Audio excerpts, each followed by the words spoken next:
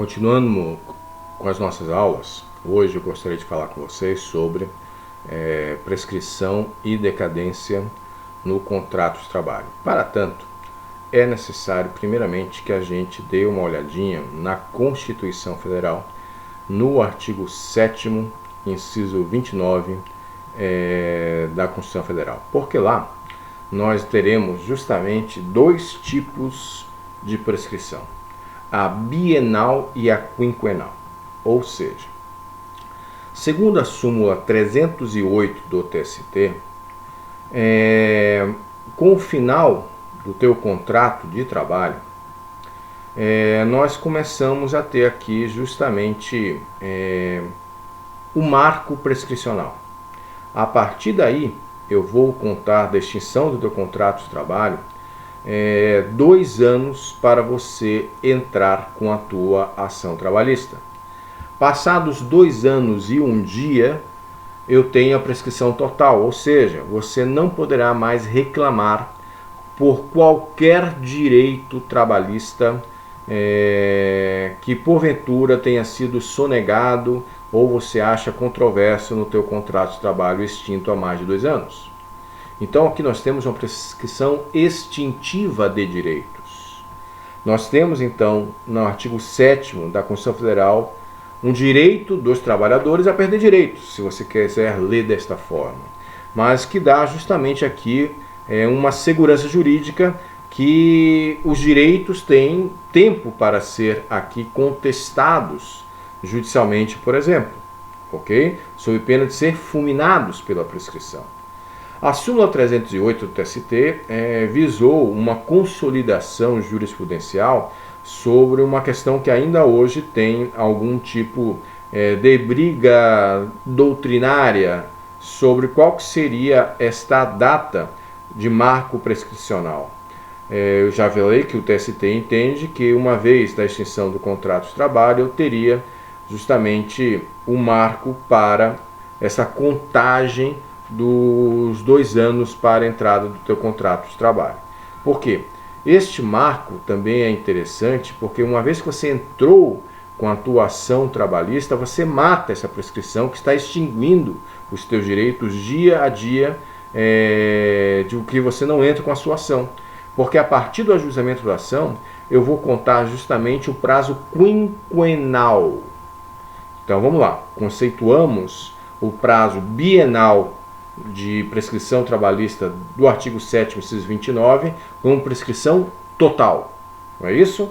Se eu passar mais de 2 anos, depois da extinção do meu contrato de trabalho, eu tenho fulminado todos os meus direitos trabalhistas. Mas dentro desses 2 anos, uma vez que eu entrei com a minha ação, eu parei com a prescrição bienal e aí do dia do ajuizamento eu também conto a prescrição quinquenal. Eu posso reclamar os últimos 5 anos do meu contrato de trabalho. E aí eu tenho uma divergência jurisprudencial e doutrinária que se entende que o marco para o prazo prescricional não seria a extinção do contrato de trabalho, senão, segundo a súmula 308, o protocolo da petição inicial.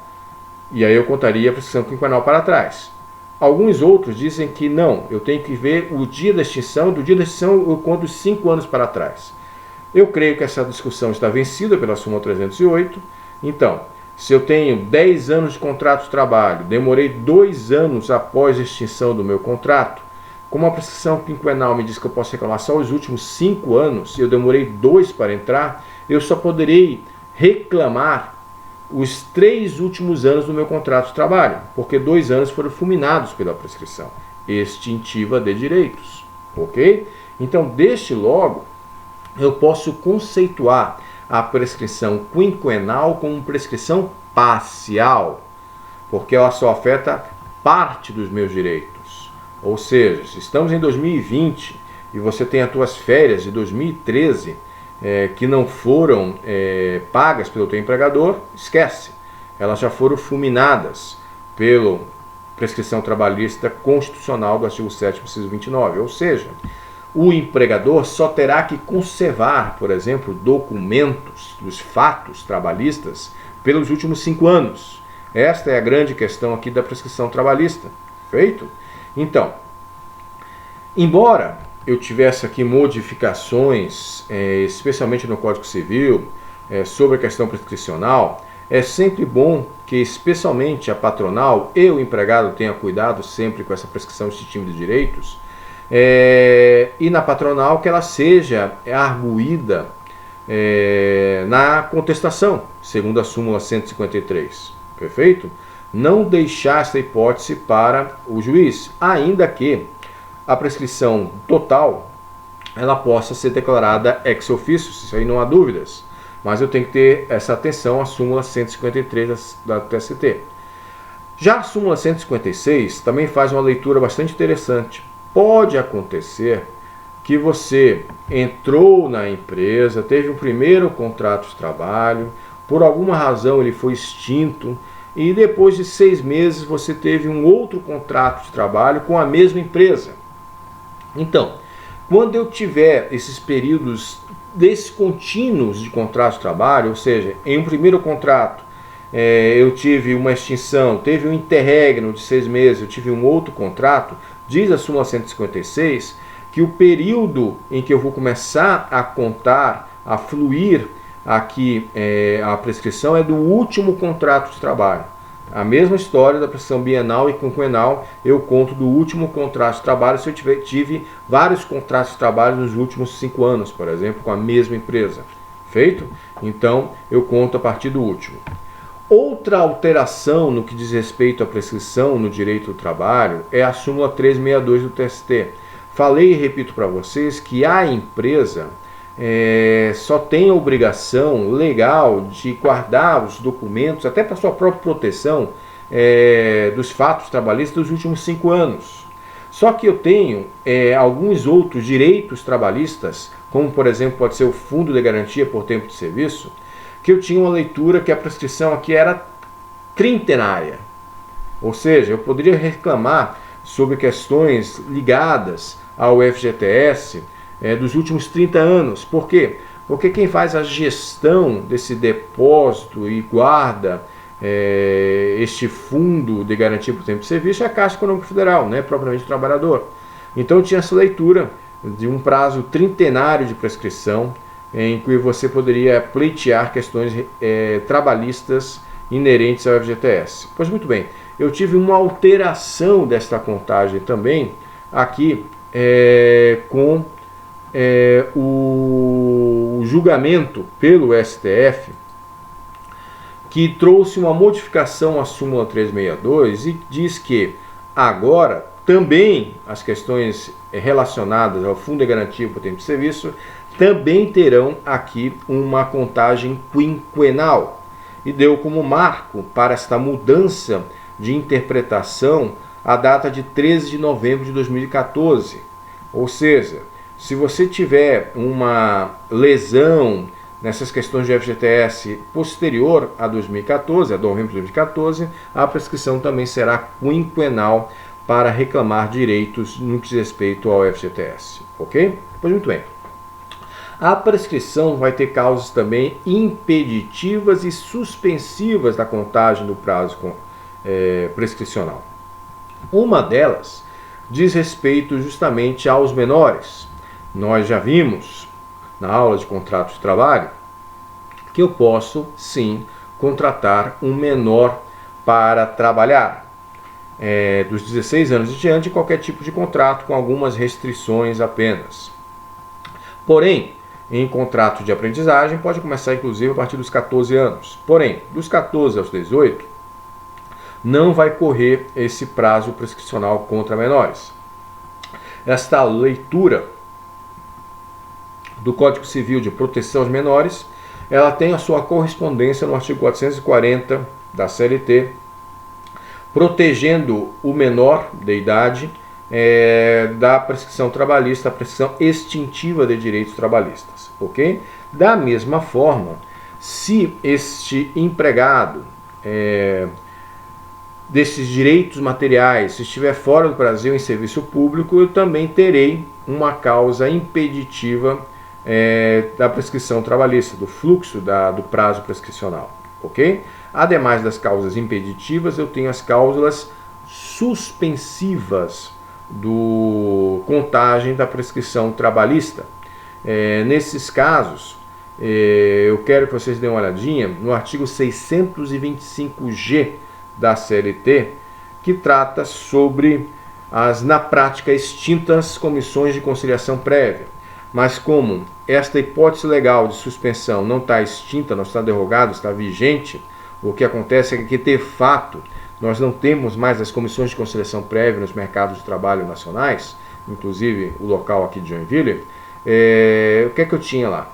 Se eu tivesse uma comissão de conciliação prévia nos metalúrgicos da região de Joinville, este empregado, quando provocar justamente esta comissão de conciliação prévia para tentar fazer um acordo, no dia que ele provocou esta comissão de conciliação prévia, intersindical, por exemplo, ele suspende o contrato de trabalho.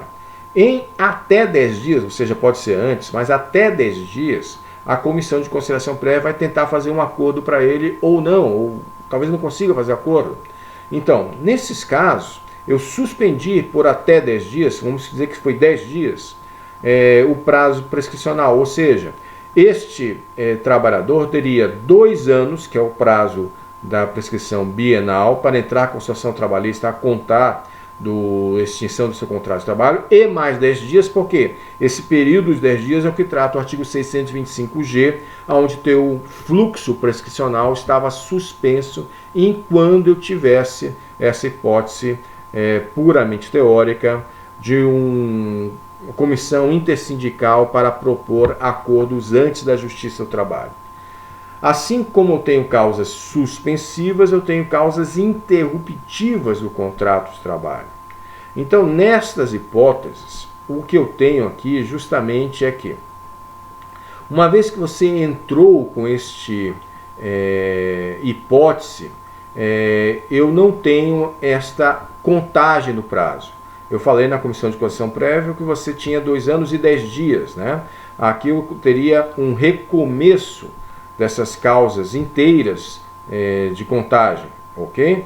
Então, é interessante, portanto, que eu tenha uma olhadinha no parágrafo 3º do artigo 11 da CLT, que, de acordo com a súmula 268, ela faz a leitura de que, com o ajuizamento da reclamatória trabalhista, mesmo em juízo incompetente, eu tenho uma causa interruptiva do contrato de trabalho, ok? Ainda que eu não tivesse uma resolução do mérito, uma discussão de direito material nessa reclamatória trabalhista extinta por sentença, eu tive uma causa interruptiva, podendo justamente fazer uma outra ação com pedidos idênticos e entrar com a mesma.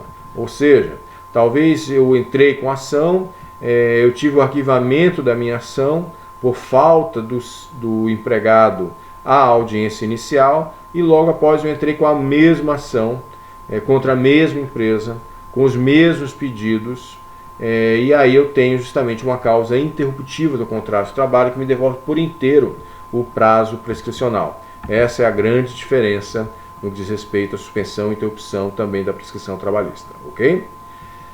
E aí, com a reforma trabalhista, nós tivemos agora uma resolução a um dilema quase que histórico no que diz respeito à prescrição intercorrente no contrato de trabalho. Por quê?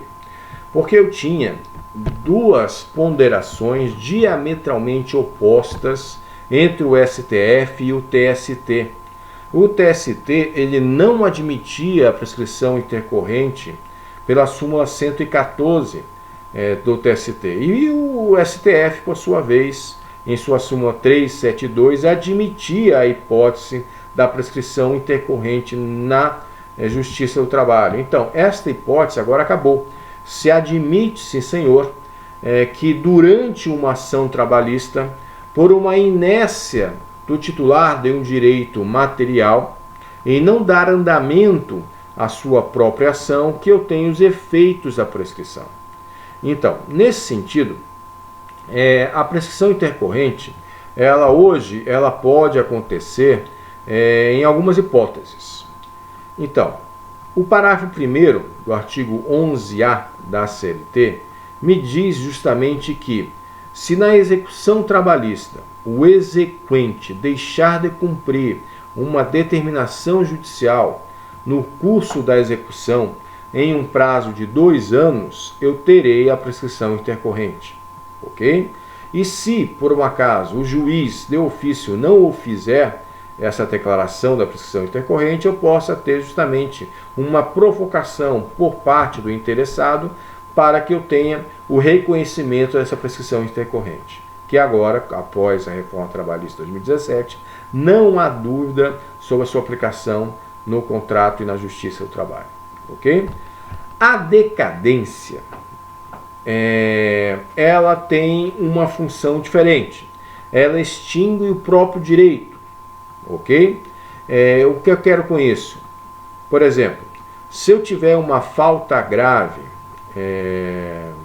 do trabalhador, eu poderei, por exemplo, como coloca o artigo 853 da CLT, instaurar um inquérito de apuração de falta grave. Mas para isso eu tenho 30 dias para fazê-lo. Ok? Então, nessas hipóteses, por regulamento de empresa ou por negociação coletiva, acordo ou convenção coletiva, eu posso dar prazos decadenciais para a consecução de algum fato. Exemplo, programas de demissão voluntária. Eu posso justamente dar, olha, meu amigo, até novembro de 2020, você que tem 20 anos de empresa, se quiser aderir ao programa de demissão voluntária, eu vou te dar, ainda que você esteja pedindo a conta, uma multa de 20% do FGTS, mas você tem até o dia 1º de novembro de 2020 para declarar se adere ou não adere a esse programa de demissão voluntária. Passado esse prazo decadencial, acabou esta possibilidade de adesão desse trabalhador a esse programa criado pela empresa para incentivar demissões. Então é isso que nós temos justamente na decadência de algum direito trabalhista. Ok? Dentro disso, meus caros, eu tenho também as hipóteses de estabilidade. Tá? Terminamos o tema de prescrição e decadência no contrato de trabalho e vamos agora estudar um pouco as hipóteses de garantia provisória de emprego, ou seja, de uma blindagem contra a extinção do contrato de trabalho. Perfeito? Então, vamos começar esta história a partir de 1988. Por quê? Eu tinha na CLT, ainda tenho porque ela está vigente, a hipótese de uma estabilidade decenal ao que faz tratativo o artigo 492 da CLT. Pois muito bem, eu tinha que este trabalhador, ao trabalhar 10 anos dentro daquele contrato de trabalho, ele tinha uma garantia de emprego. Feito? Pois muito bem, isso não existe mais. Em 1966, foi criado justamente aqui a hipótese do FGTS, que com a Constituição Federal de 88, ela se tornou aqui obrigatória. Por antes disso, antes de 88, você podia optar em ser um estável decenal ou estar no sistema FGTS. Agora nós só temos esse poupança forçada, que é o Fundo de Garantia por Tempo de Serviço, que requer justamente que todo mês o empregador deposite 8% do salário deste empregado em uma conta vinculada a este trabalhador, com a gestão da Caixa Econômica Federal, que é o FGTS, uma espécie de poupança. E aí, eu só poderei pegar esse dinheiro, eu, empregado, de uma coisa que está no meu nome, no banco, na Caixa Econômica Federal, nas hipóteses do artigo 20 da Lei 8.036 de 90. E a primeira delas é justamente a extinção do contrato de trabalho.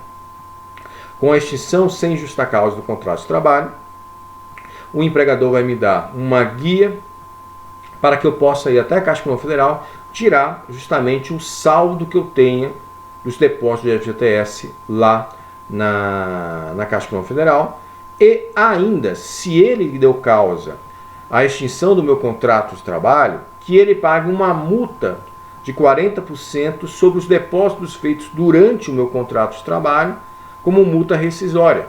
Então o sistema do FGTS hoje ele é único, não tem mais a hipótese da estabilidade decenal do artigo 492. Ok? E aí, dentro dessa hipótese de garantia provisória de emprego, ou seja, no FGTS o cara pode mandar embora quando ele quiser, por isso se chama sem justa causa. Quando ele tiver algo que está no artigo 482, ele terá uma hipótese de me mandar embora do contrato de trabalho sem me pagar algumas verbas rescisórias, por exemplo, a multa de 40% que eu acabei de fazer menção, ok? Porém, em algumas hipóteses, ele não pode mandar o empregado embora sem tiver uma justa causa. Ele vai ter que ter uma justa causa para mandar alguns empregados embora. É isso que é a nossa estabilidade, uma blindagem ao contrato de trabalho contra a extinção sem justa causa, ok? Um obstáculo ao empregador de extinguir o contrato de trabalho. Essas hipóteses que eu vou trabalhar agora de estabilidade, elas têm também hipóteses de cessação. Então, se trata essas garantias provisórias de emprego de algo pessoal e intransferível, ou seja, um dirigente sindical não passa ao seu filho o direito de não ser mandado embora, por óbvio, né? Então, por isso que é pessoal e intransferível. Então, com a morte do trabalhador estável, que tem alguma garantia provisória de emprego, cessa, por óbvio, a estabilidade daquele empregado. Também, quando aquela gestante tiver, por exemplo, uma falta grave durante o seu contrato de trabalho, quando ela está gestante, ela também poderá ser mandada embora. Só que eu tenho que configurar de forma robusta esta hipótese de justa causa para que essa gestante possa ter o seu contrato de trabalho extinto, ainda que ela tenha esta garantia de estabilidade no emprego. Ok?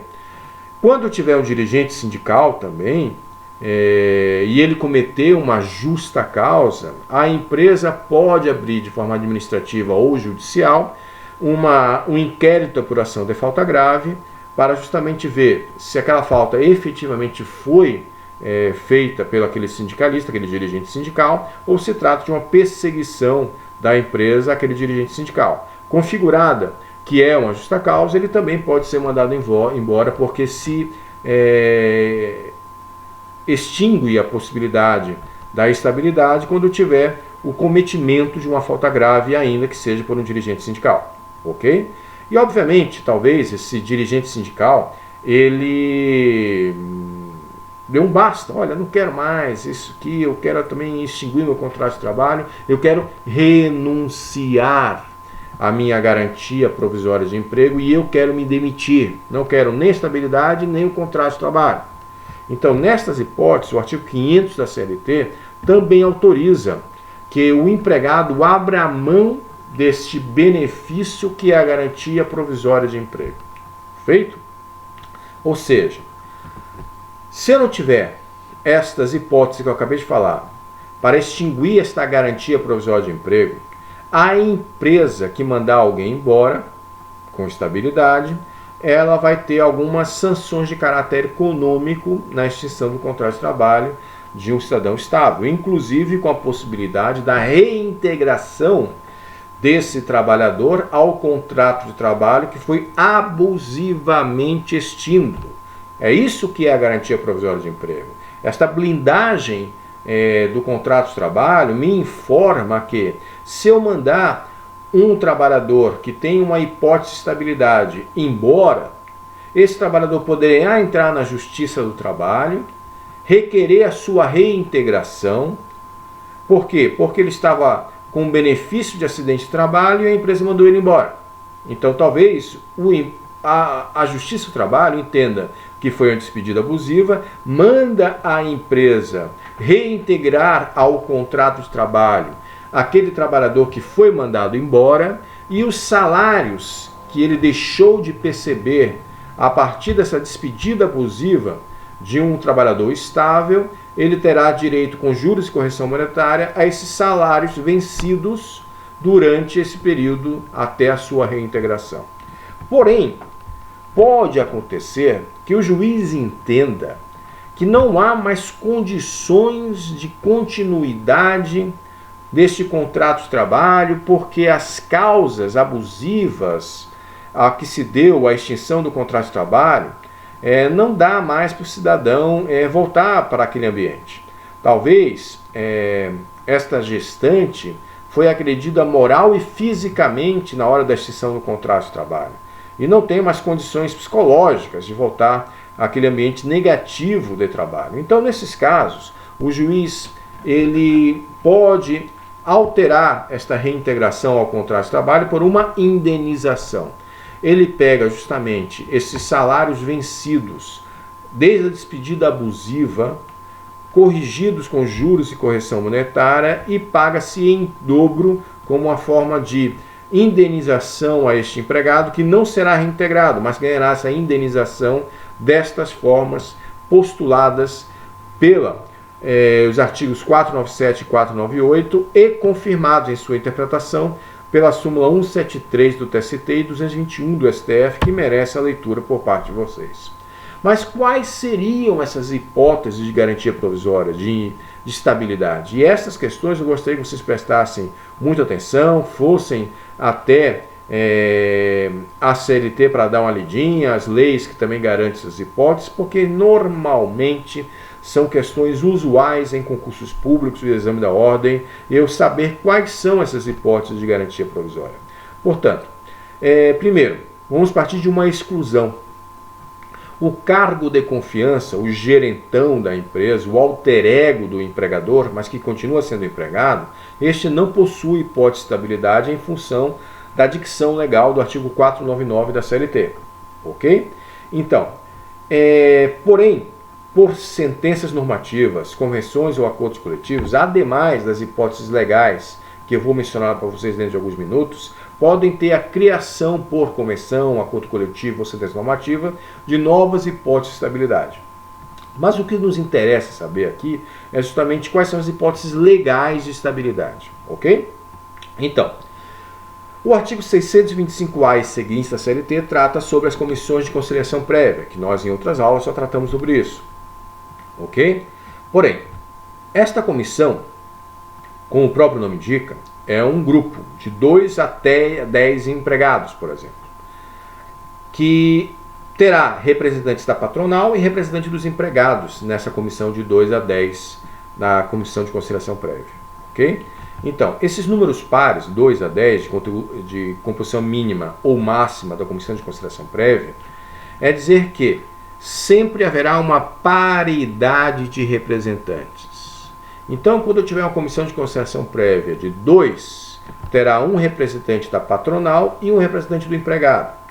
Este representante do empregado terá que ser eleito pelos seus pares em uma votação secreta para ter a titularidade nesta comissão de conciliação prévia. É este representante do empregado que vai ter estabilidade.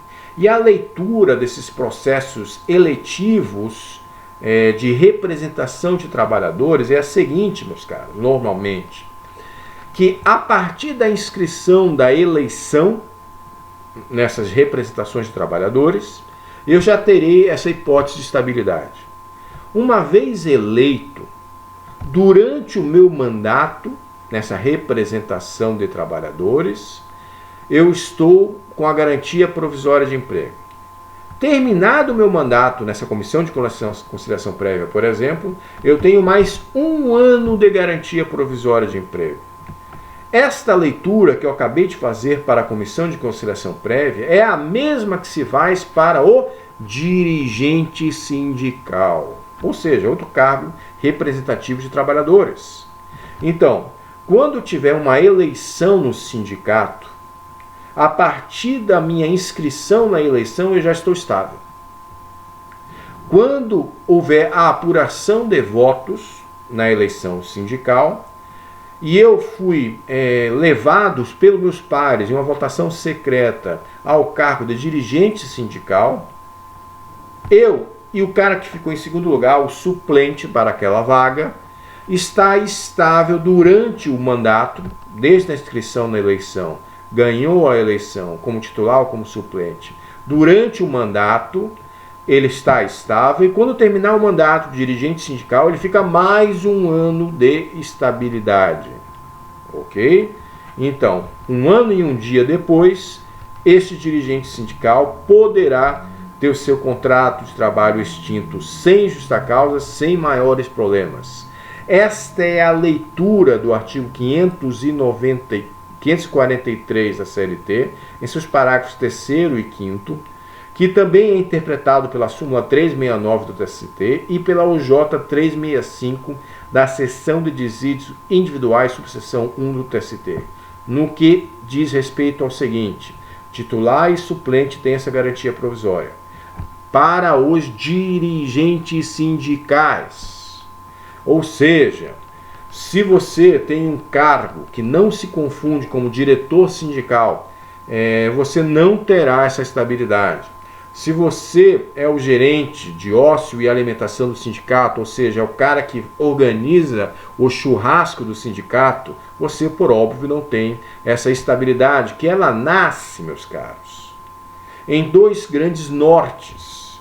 É para proteger aquele que vai fazer uma representação de trabalhadores, como o membro da CIPA, Comissão Interna de Prevenção de Acidentes, o membro da Comissão de Consideração Prévia, o dirigente sindical, que, embora empregado, ele pode, na representação dos seus pares, dos seus colegas trabalhadores, ele ter uma posição de representação contrária aos interesses da patronal, que tem a prerrogativa de extinguir o contrato de trabalho de alguém. Então, nessas hipóteses de representação, eu protejo esse dirigente sindical, esse trabalhador que representa os seus outros colegas da extinção do contrato de trabalho. Perfeito? Isso se dá na Comissão de Consideração Prévia, se dá na hipótese de dirigente sindical, se dá quando o cara é eleito como representante dos trabalhadores na Comissão Interna de Prevenção de Acidentes, se dá quando alguém, um trabalhador, com seu contrato de trabalho vigente, ele participa do conselho curador do FGTS ou do conselho da Previdência Social. Todas essas hipóteses são de representação e tem essa garantia provisória de emprego. Mas eu tenho uma outra questão de ordem física, que é as gestantes, por exemplo, ou os acidentados em um local de trabalho, que tem justamente o benefício previdenciário do auxílio acidente. E então, nessas hipóteses da gestante e também do acidentado, eu vou ter a mesma hipótese, desde a concessão do benefício acidentário trabalhista pelo INSS até 12 meses após a cessação desse auxílio previdenciário, eu tenho também uma hipótese de estabilidade. O mesmo ocorrendo para a gestante, que a partir da confirmação da sua gravidez e 5 meses após o parto, também terão esta proteção para a extinção do contrato de trabalho. Ok? Então, deem uma olhadinha nos atos das disposições transitórias da Constituição Federal, no artigo 10, e não confundir estabilidade gestante, que é desde a confirmação da gravidez até 5 meses após o parto, com licença gestante, que é de caráter remuneratório e é diferente da estabilidade, que vocês estão vendo que é um pouco mais extensa do que as hipóteses de licença maternidade. Ok? Então, alguns autores entendem que o aprendiz, ou seja, o menor lá do contrato de aprendizagem, em função do artigo 433 da CLT, também teria uma leitura de estabilidade. Por quê? O artigo 433 da CLT ele vai enumerar as hipóteses legais de extinção do contrato de aprendiz. E por isso que alguns autores situam no contrato de aprendizagem uma hipótese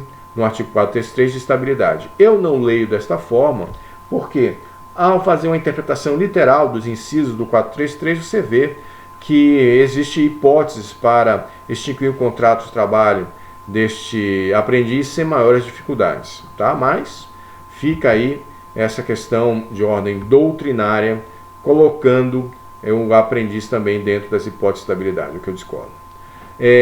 Então, eu já falei das hipóteses dos membros de conselhos do FGTS e da Previdência Social como hipóteses de representação dos trabalhadores e por isso de garantia provisória de emprego, Mas queria falar mais de duas hipóteses aqui interessantes. Uma é as hipóteses de um cara que é o dirigente de uma cooperativa que tem contrato de trabalho vigente, que vai ter a mesma hipótese de representação e por isso também vai ter estabilidade. E finalmente, aqui algo discutível, que é a hipótese das pessoas com deficiência ou empregados reabilitados dentro de um contrato de trabalho vigente. O artigo 93 ele faz ali uma espécie de cotas em que as empresas que têm um certo porte empresarial, conforme o número de seus trabalhadores, têm que ter uma cota de empregados com deficiência física ou reabilitados. E a empresa só poderia extinguir o contrato de uma pessoa com deficiência, que está dentro desta cota, quando ele substituir um PCD, pessoa com deficiência, por outro dentro da empresa. Aí sim eu teria uma validade para extinção do contrato de trabalho dessa pessoa com deficiência quando eu substituísse essa pessoa com deficiência por outra com iguais condições. Perfeito? Então, aqui também tem uma leitura de estabilidade, segundo alguns doutrinadores, e outros que não se trata de uma estabilidade em fim. Por quê? Com esta condição de substituição de um PCD por outro, eu já teria a possibilidade da extinção válida do contrato de trabalho deste trabalhador. Feito? Dito isso, termino a aula de hoje e sejam bem-vindos à nossa próxima aula. Até mais.